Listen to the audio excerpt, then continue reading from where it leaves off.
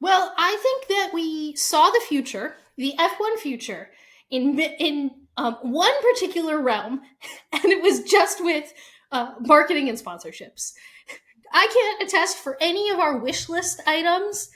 Like we wished for many on track things that don't seem like they're going to happen, but we really, really wanted something like a McDonald's or a fast food company of some kind to come in and sponsor some part of F1. And it was announced that McDonald's is going to be sponsoring the F1 races in Latin America, and we are hyped. Get Ronald McDonald on the grid. I want to see him in a grid walk. I got like this so many cool opportunities. I do definitely foresee this being some sort of like the expansion of like what Checo already has a deal with Yeah, McDonald's when they go to Mexico. I now believe whatever they can do with like him will be so much bigger.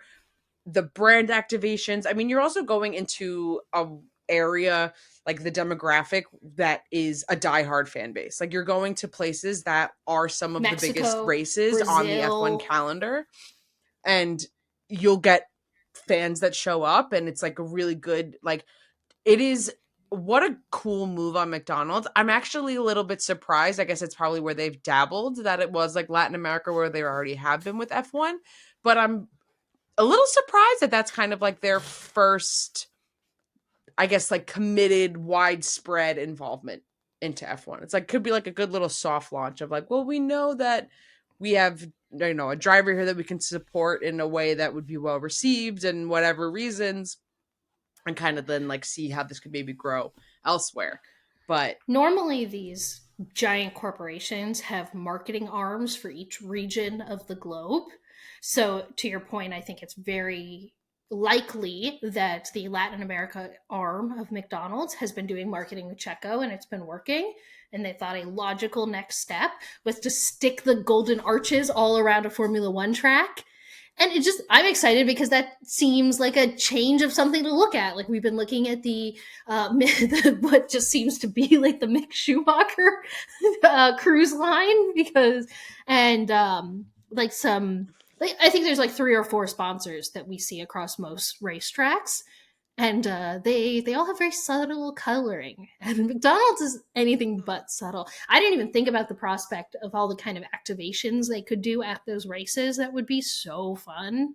My yeah, only sadness about this partnership is that all the races in Latin America are at the end of the season. We're gonna have to wait so long to see any of this come to fruition. yeah, I was thinking that too. I mean, yeah, even over the summer, we would just get some like teasing things with Checo doing some ad work and, a leak of what his face on a McDonald's bag is going to look like and stuff like that. But I wonder I if don't he'll want have to wait special longer. helmets.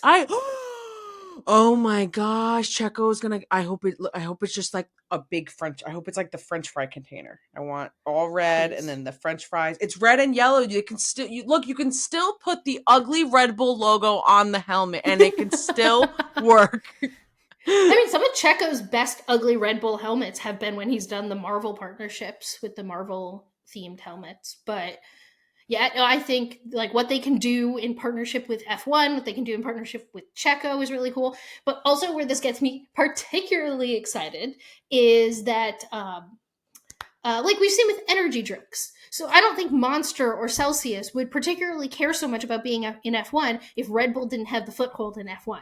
So the idea of McDonald's investing more in F1 could bring in more fast food brands into F1, and fast food brands do fun marketing better than anyone else. So you talk about Ronald McDonald in the pit lane, that would creep me out because Ronald McDonald creeps me out. My But clowns are scary. clowns are so scary. I really don't. So No, no. we can do Grimace. You want to like Yeah, bring I'd back? Yeah, rather. sure. Oh, that would be. Oh my gosh! Just imagine Max Verstappen having to interact with Grimace. No, I can't imagine Max Verstappen interacting with any sort of individual in a costume, let alone he Grimace from McDonald's. he was actually seemed to be a really good sport about having to interact with all the Elvises in Vegas. But that aside, like bring in Burger King. No one does Unhinged better than Burger King. Like, Let's get all of the drivers starting to sing the Whopper, Whopper, Double Whopper, whatever the, like, just like, let's get it all, like, bring them all into a booth. Have it your way. You rule! But give me fun consumer-based products that I can support and laugh with and that do fun things already. Like, make a Checo McFlurry with Kit Kats, and then you're just checking off all of these boxes of sponsorship and partnerships and cool fun things that you can Checo do. has the best sponsors.